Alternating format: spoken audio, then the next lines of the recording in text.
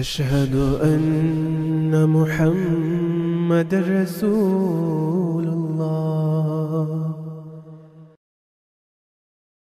Assalamu alaikum wa rahmatullahi wa barakatuh. Bienvenidos de nuevo a nuestro podcast El Islam en América Latina. Hoy hablaremos acerca del concepto de la magia en el Islam.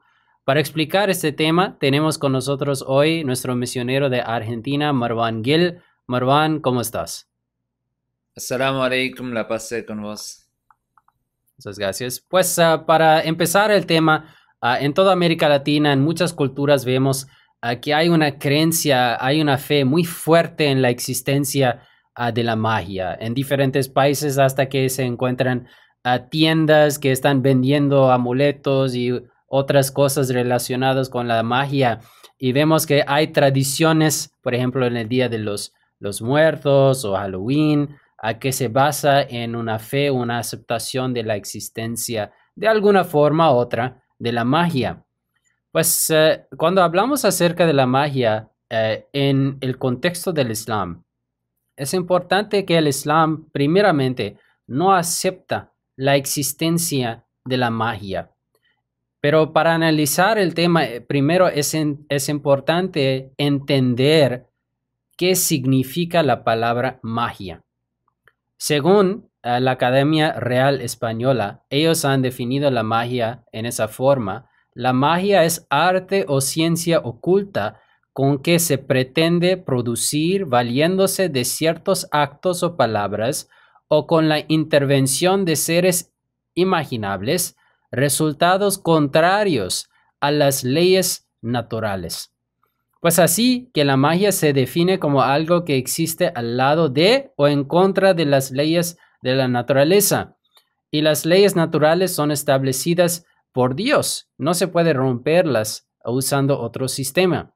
Por ejemplo, en el Sagrado Corán, en capítulo 35, versículo 44, Dios dice que más nunca encontrarás cambio alguno en el modo de obrar de Allah, ni encontrarás alteración alguna en su modo de obrar. Es decir, que las leyes que Dios ha puesto en este universo son fijos. La palabra que a veces entre algunos musulmanes se traduce como magia en árabe es sehrun, que a veces aparece en el Sagrado Corán. Pero una mejor traducción de esta palabra no es magia, es engaño. Y el engaño puede hacerse quedando dentro de las leyes naturales. Y por lo tanto encontramos que en esta forma esta palabra ha sido utilizado en muchos versículos del Sagrado Corán. Por ejemplo, el Corán cita los conceptos erróneos de algunos pueblos anteriores en cuanto a su creencia en la superstición y en la magia y en el engaño. Y por ejemplo, en algunos casos los opositores de los profetas los acusaban a haber perdido su razón como resultado de la magia o el engaño. Pues por ejemplo, en capítulo 17, versículo 48, Allah dice que los opositores de los profetas dicen que no sigues más que a un hombre víctima del engaño o en su forma de pensar tal vez de la magia. Y también en otras ocasiones se acusaba a los profetas practicar y hacer magia para expandir su mensaje en la sociedad. Es decir, en capítulo 28, versículo 37 dice que más cuando Moisés llegó a ellos con nuestros signos evidentes, dijeron, esto no es más que brujería inventada, ya que nunca hemos oído nada similar a esto entre nuestros antepasados. Pues vemos que los profetas fueron acusados de utilizar la magia o la brujería. Sin embargo, el Sagrado Corán ha explicado que esto no existe porque el concepto de la magia que tenemos en español en América Latina es un concepto que va en contra de las leyes establecidas de Dios. En un dicho, hablando otra vez acerca de la palabra que viene en el Sagrado Corán para explicar este concepto, sehrun, en un dicho el profeta Muhammad sallallahu alaihi wasallam definió la palabra sehrun como la atracción que existe en la elocuencia que también afecta a las facultades de las personas y por lo tanto puede ser visto como una especie de engaño. El dicho es, el profeta dijo que en la elocuencia hay sehrun, es decir, un tipo de magia o engaño, y en la poesía hay sabiduría. pues no hay evidencia de la existencia de la magia o de otro sistema funcionando al lado del sistema que Dios ya ha establecido en este universo, las leyes naturales, especialmente un sistema de poder oculto, como si fuera del poder de Satanás que podría interrumpir el poder y el sistema que Dios ha establecido en cuanto a las leyes naturales. Un poco acerca de Satanás y nuestro concepto acerca de él.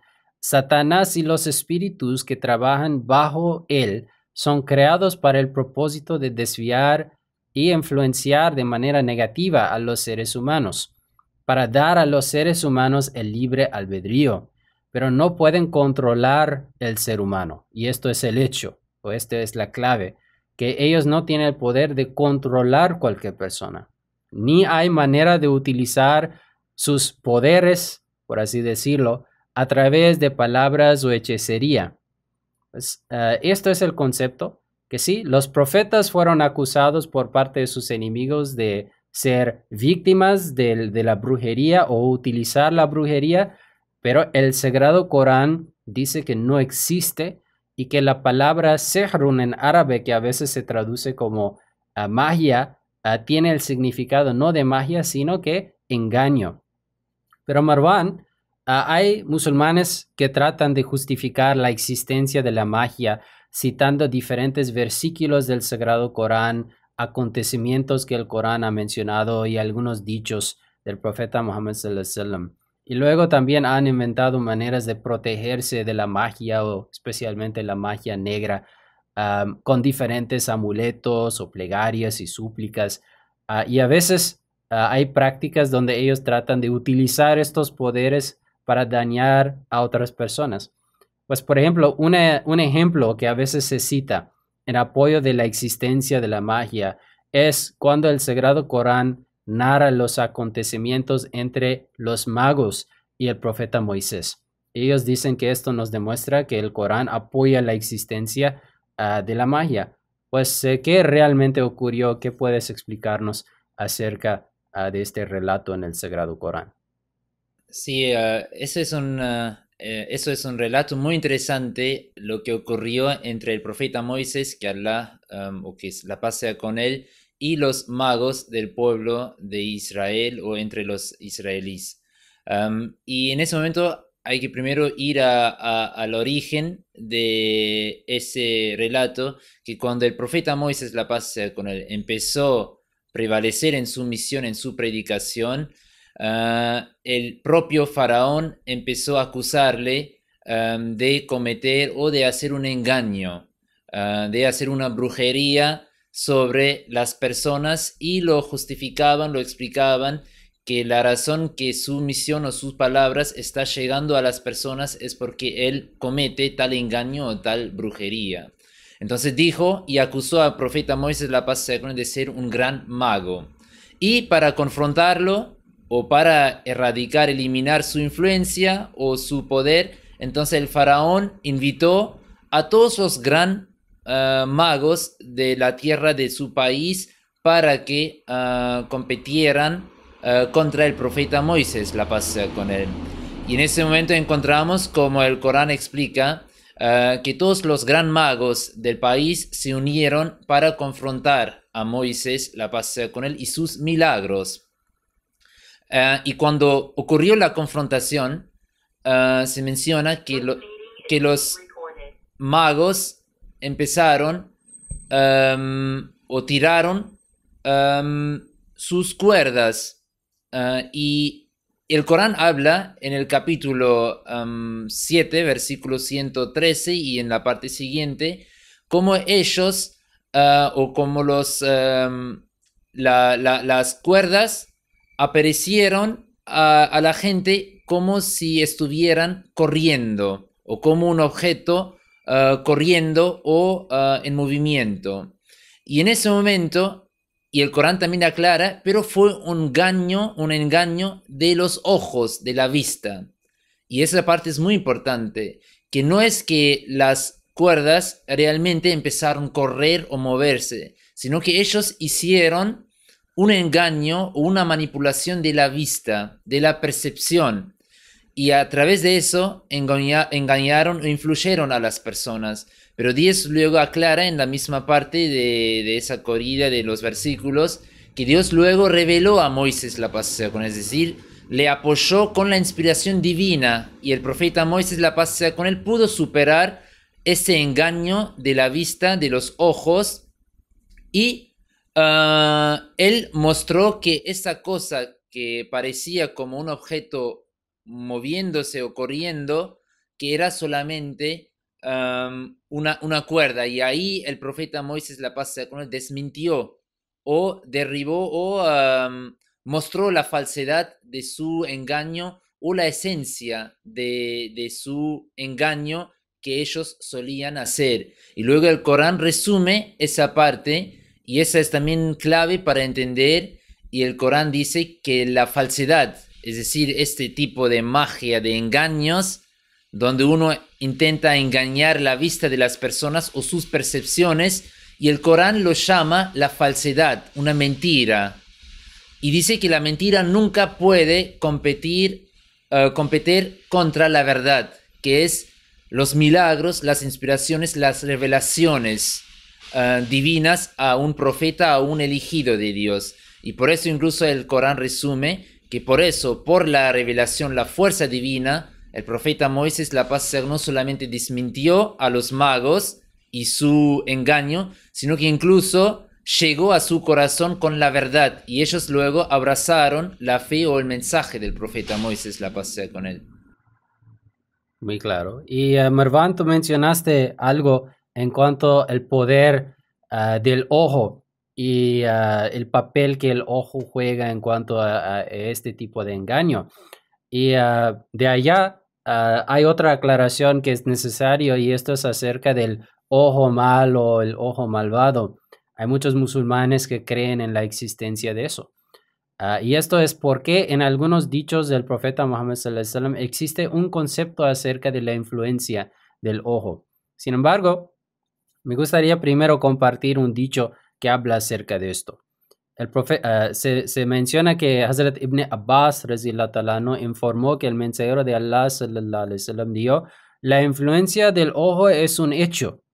Si algo precediera el destino, sería la influencia del ojo. Y cuando se te pida que te bañes como cura de la influencia del ojo, debes bañarte.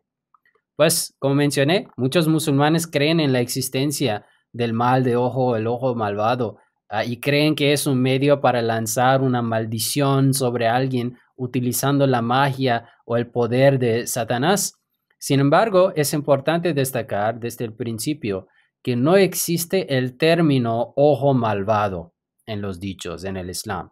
Más bien, el término en los dichos, en los hadices, es simplemente el ojo. Al-ainu haqqun son las palabras en árabe.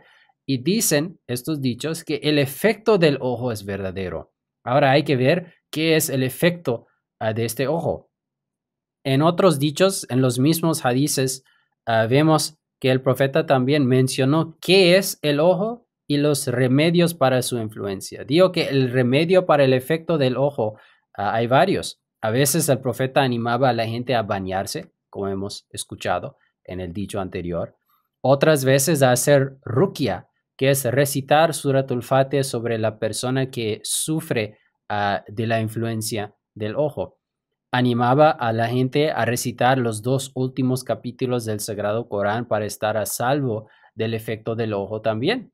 Pues estos versículos, cuando estudiamos los últimos 2 capítulos del Sagrado Corán, hablan acerca de cómo el ser humano debe de pedir el refugio de Allah de todas las cosas negativas.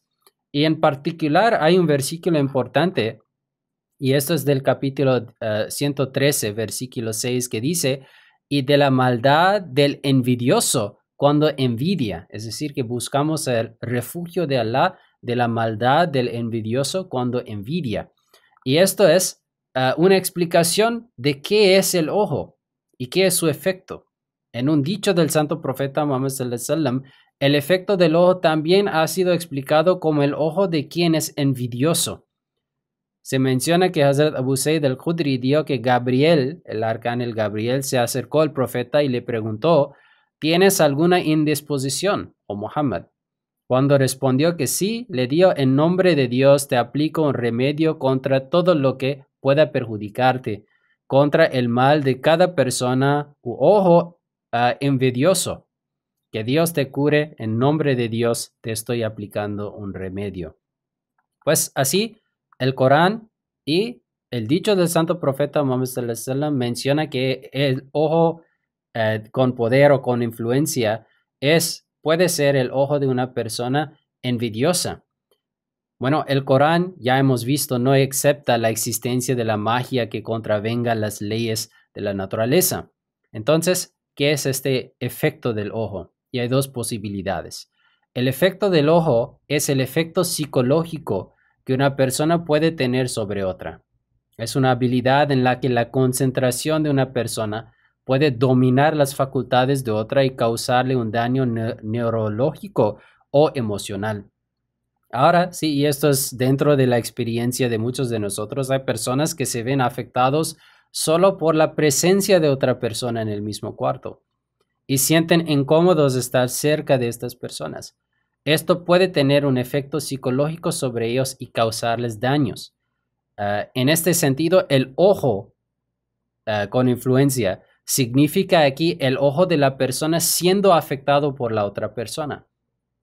Y el otro aspecto de esto es del efecto del ojo que se refiere a la persona ejerciendo influencia sobre la otra persona.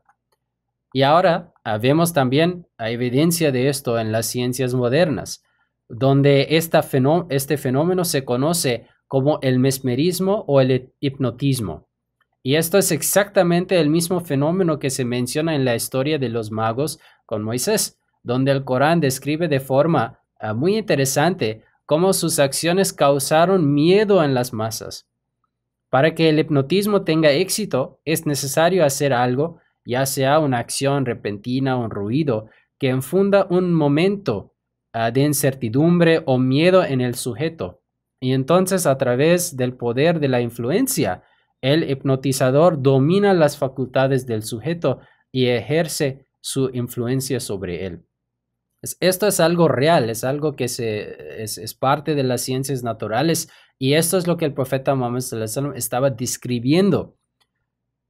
El Mesías prometido, alayhi salatu wasalam, se refirió a esta ciencia como amalut tarb, y él describe en un lugar que el amalut tarb, que actualmente se llama mesmerismo, es una práctica tan sorprendente que un experto en ella es capaz de animar objetos influyendo en ellos con la fuerza vital de su alma.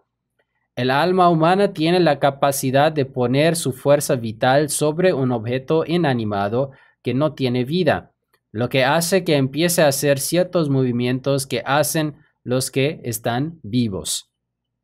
Dice: yo mismo he observado a aquellos que son practicantes de este arte colocar sus manos sobre un trozo de madera, influenciándolo a tal grado a través de su fuerza vital interna que comenzó a moverse como el ganado. Mucha gente incluso llegó a sentarse sobre ella, pero ni siquiera eso afectó su velocidad y movimientos. Pues esto es la experiencia o el testimonio del Mesías prometido alayhi salatu wasalam y su explicación de este fenómeno natural.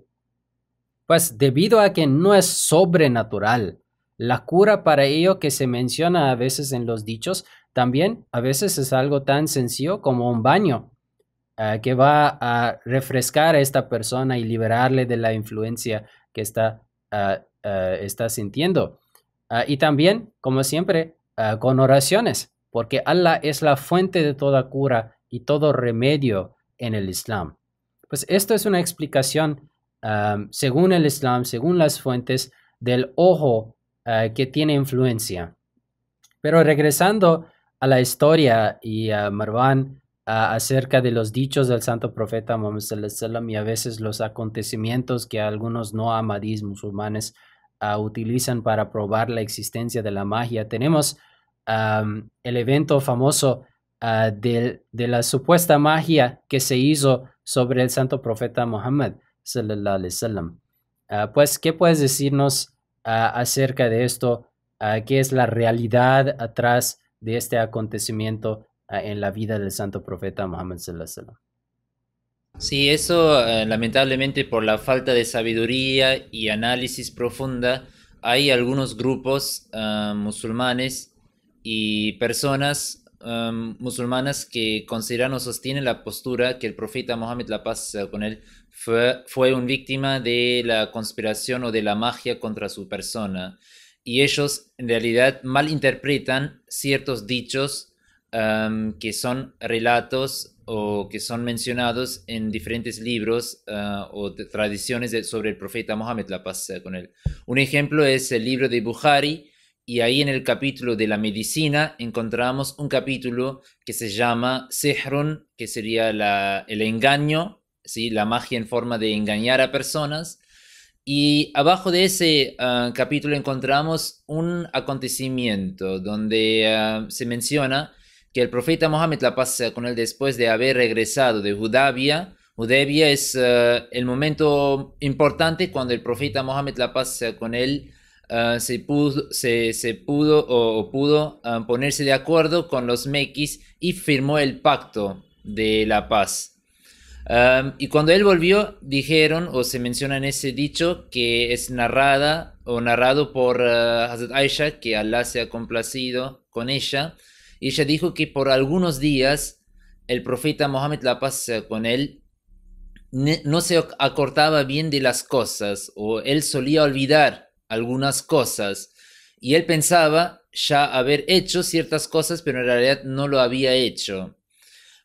Y dijo que eso pasó por algunos días y luego el profeta Mohammed, la paz sea con él, en una visión espiritual, en un sueño espiritual, Dios le mostró lo que le había ocurrido y la solución para tal fenómeno. Y la solución era que el profeta Mohammed, la paz sea con él, fue enseñado que era una conspiración contra su persona por un hombre judío, un hipócrita, Labid, que él había hecho o intentado hacer un engaño, una magia sobre el profeta. Entonces la solución era que el profeta en un pozo, en una fuente de Medina, que entierre o que cierre la fuente, porque en esa fuente hubo supuestamente un peine maldito, o que fue usado para maldecir, para engañar al profeta Mohammed, la paz sea con él. Entonces tal fuente, conocido como Zi-Arban, el profeta Mohammed se acercó y enterró o cerró tal fuente. Ese es el dicho, el relato que encontramos en Bukhari.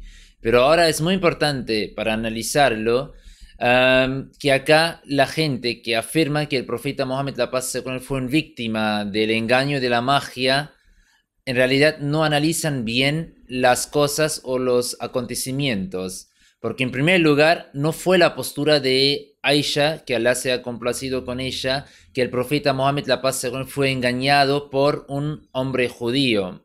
Sino que ella menciona lo que se difundía en tal momento, o ciertas personas creían o difundían, sostenían en tal momento. Es decir, que ella solamente cita que ciertas personas, los hipócritas y los judíos en Medina, habían empezado a confundir a la gente a través de este mensaje falso y a través de rumores falsos sobre el profeta Mohammed, la paz sea con él. Y lo que se menciona es que a través de la visión espiritual, el profeta Mohammed, la paz sea, se enteró que las personas, los enemigos del Islam, están haciendo tal conspiración o quieren aprovecharse de tal momento y confundir a las personas.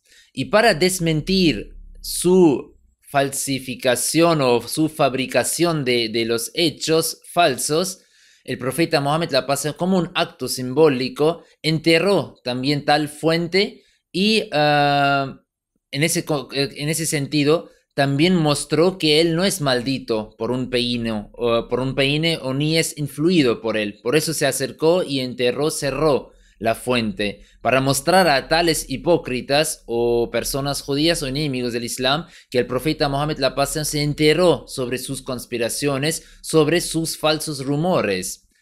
Y por eso desmintió tal rumor o tal fabricación. Y ahora obviamente el asunto que el profeta Mohammed, la paz sea con él, por algunos días solía olvidarse ciertas cosas.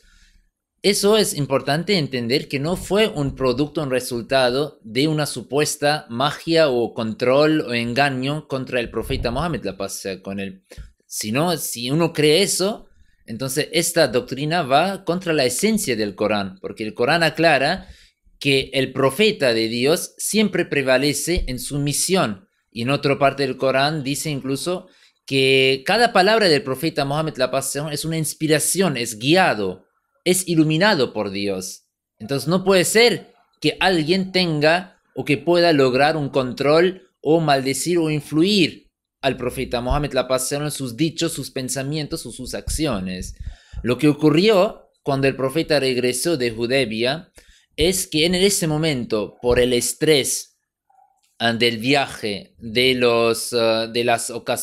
la ocasión de Hudaybiya, ¿sí? De todo el contexto de ese momento, el profeta Mohammed, la paz sea con él, tuvo mucho estrés y solía olvidarse ciertas cosas de la vida cotidiana, de la vida ordinaria, de los asuntos domésticos. Nunca o no se refiere a asuntos religiosos o a las revelaciones divinas. Y eso puede pasar, sea ahora un profeta, un mensajero de Dios, o una persona común que uno en ciertos momentos de su vida, por una exageración de trabajo, ¿sí? Del estrés, ¿sí? O en momentos también de estrés o preocupación, que uno suele olvidar cosas. Incluso encontramos que el profeta Mohammed, la paz sea con él, también en otros momentos, algunas veces, pasaba que se olvidó cosas. Incluso durante la oración se equivocó, se olvidó por las rakats, los turnos de la oración. Una vez incluso se menciona que el profeta Mohammed, la paz sea con él, se olvidó una cosa menor que él había recibido en sadka, en caridad, y luego él se acordó, ¿sí? Durante la oración, y por eso rápidamente fue a la casa. Entonces, olvidar que es una parte del ser humano, es algo inherente, también pasa con los profetas, y ellos no son excluidos de esa ley de la naturaleza o de esa ley de la ciencia, pero obviamente que eso fue algo temporal en el caso del profeta Mohammed, la paz sea con él, y sobre cosas ordinarias o cotidianas. Y en ese momento sus enemigos, los hipócritas, querían aprovecharse de tal estrés o de tal situación del profeta Mohammed, la paz sea con él, y ahí ellos empezaron a difundir mentiras y rumores falsos. Pero como que ya el mismo relato lo menciona, que luego Dios mismo le avisó al profeta Mohammed, la paz sea con él, sobre sus conspiraciones, e incluso le explicó a través del sueño o de la visión cómo derribar, cómo desactivar o mostrar la falsedad de sus rumores y de sus conspiraciones. Claro, y simplemente, bueno, todos los seres humanos, ¿no? Son susceptibles a olvidar varias cosas, y claro, el profeta Muhammad sallallahu alaihi wasallam era un ser humano, pero como quiero destacar ahora, el Sagrado Corán destaca que los profetas y los elegidos de Dios no pueden ser influenciados psicológicamente o ser engañados así por otras personas. Ellos gozan de la protección de Dios en este sentido. Y claro, como hemos mencionado, también son protegidos de la influencia de Satanás. En capítulo 20, versículo 70 del Sagrado Corán, Allah dice: y un sáher, es decir, una persona que practica diferentes formas del engaño, no puede triunfar, sea cual sea su origen. Es decir, que una persona que practica el engaño psicológico, está tratando de practicar una forma de magia falsa en contra de los profetas, nunca tendrá éxito, porque los profetas tienen la protección de Dios. Y acerca del efecto de Satanás, ya hemos hablado de eso, Pero el profeta Muhammad sallallahu alaihi wasallam específicamente menciona en un dicho que él está protegido de la influencia de Satanás. Este es un dicho de Sahih Muslim donde Hazrat Aisha, la esposa del santo profeta Muhammad sallallahu alaihi wasallam, preguntó al profeta: "Oh mensajero de Dios, ¿hay un Satanás conmigo?" El santo profeta respondió: "Sí." Entonces ella preguntó si el Satanás está unido a todos los seres humanos. Y el santo profeta respondió que sí. Asombrada, Hazrat Aisha preguntó entonces: "Oh mensajero de Allah, ¿hay un Satanás unido a ti?" El profeta Muhammad respondió, y aquí es la clave: "Sí, sin embargo, Dios me ha concedido la victoria sobre Satanás hasta el punto de que mi Satanás se ha convertido en un musulmán." Pues el profeta Muhammad sallallahu alaihi wasallam aquí está diciendo que su Satanás, la influencia de Satanás sobre cada persona, en su caso, ya no existe. Pues cualquier creyente que busca refugio de Dios, no solo el profeta Muhammad sallallahu alaihi wasallam, pero por extensión, todos sus seguidores, todos los creyentes verdaderos que logran tener una relación verdadera con Dios y buscan su refugio, van a ser protegidos de los efectos psicológicos y la mala influencia de los demás. El Sagrado Corán habla acerca de esto también. En capítulo 17, versículo 66, Allah dice: "En cuanto a mis siervos, ciertamente no tendrás poder sobre ellos, pues te basta tu Señor como guardián." Pues aquí Dios protege su protección a los creyentes en contra de la influencia de Satanás y también en contra de las personas que están tratando de dañar psicológicamente a los creyentes en esta forma. También hay un evento interesante en la vida del Mesías prometido, Hazrat Mirza Ghulam Ahmad, que demuestra este principio, que los profetas, los elegidos de Dios, son protegidos de la influencia de personas así. Una vez, mientras que el Mesías prometido, alayhi salatu wasalam, estaba sentado en la mezquita a Mubarak dirigiendo una reunión, llegó un contador hindú de Lahore, la ciudad de Lahore, y era un hábil hipnotizador y había venido con la intención de hipnotizar al Mesías prometido mientras estaba en una reunión para, Dios no lo quiera, hacerle bailar. Pues eso es lo que él quería hacer. Sucedió que el Mesías prometido dio uno de sus libros a un Ahmadí, un seguidor suyo de Lahore, y le pidió que lo entregara a una persona hindú en particular, este hindú, el contador. Cuando el Ahmadí llevó el libro a él le explicó que era un hábil hipnotizador. Dijo que había oído hablar mucho de un Mesías en cuanto a sus libros contra el hinduismo. El Mesías prometido escribió mucho en contra de las creencias falsas que muchos hindúes tenían. Así que él decidió que va a tratar de humillar el Mesías prometido ante sus seguidores o en frente de sus seguidores. Y con esta intención, esta persona se fue a Qadian y se sentó junto a la puerta de la mezquita, donde el Mesías prometido estaba dirigiéndose a una asamblea, a una reunión. Pues se menciona allá que intentó concentrarse en su técnica de hipnosis, pero vio que no tenía ningún impacto en el Mesías prometido y pensó que debía ser una persona de una resolución inusual, así que decidió concentrarse mucho más en su técnica. Sin embargo, otra vez no ocurrió nada. Como no quería rendirse, hizo todo lo posible para intentar hipnotizar al Mesías prometido. Fue entonces, dice él, que cuando vio a un león dispuesto a atacarle en ese momento. Asustado, dice, recogió sus zapatos y corrió del lugar gritando. Y nadie sabía lo que había ocurrido, pues el Mesías prometido envió a alguien atrás de él y el Ahmadí, que estaba corriendo atrás de él, lo persiguió y lo paró. Y el hindú en ese momento le dijo que por favor déjame ir ahora, no estoy en mis cabales. Más tarde escribiré una carta al Mesías prometido, a Mirza Sahib. Y de hecho más tarde sí escribió una carta disculpándose por su impertinencia y dijo que no había reconocido la alta posición espiritual del Mesías prometido y la protección lo que gozaba por parte de Dios de la influencia de otras personas. Pues esto es algo fijo, un hecho que nos demuestra la protección que los profetas y los elegidos reciben por parte de Dios. No pueden ser influenciadas por personas así. Y si el Mesías prometido gozaba de esta protección, cuanto más gozaba esta protección su amo, el profeta Muhammad sallallahu alaihi wasallam.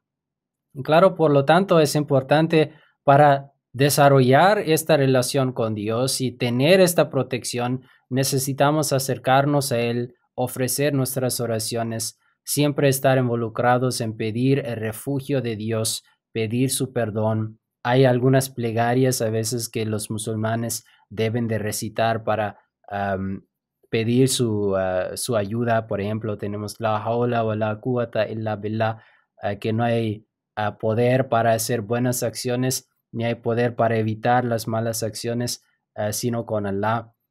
Y todas estas plegarias debemos de hacer para recibir la ayuda de Dios en nuestras vidas. Pues, Marwan, muchísimas gracias por su ayuda hoy y por compartir este conocimiento con nosotros. A todos nuestros oyentes, muchísimas gracias por su tiempo. Hasta la próxima. Assalamu alaikum wa rahmatullahi wa barakatuh.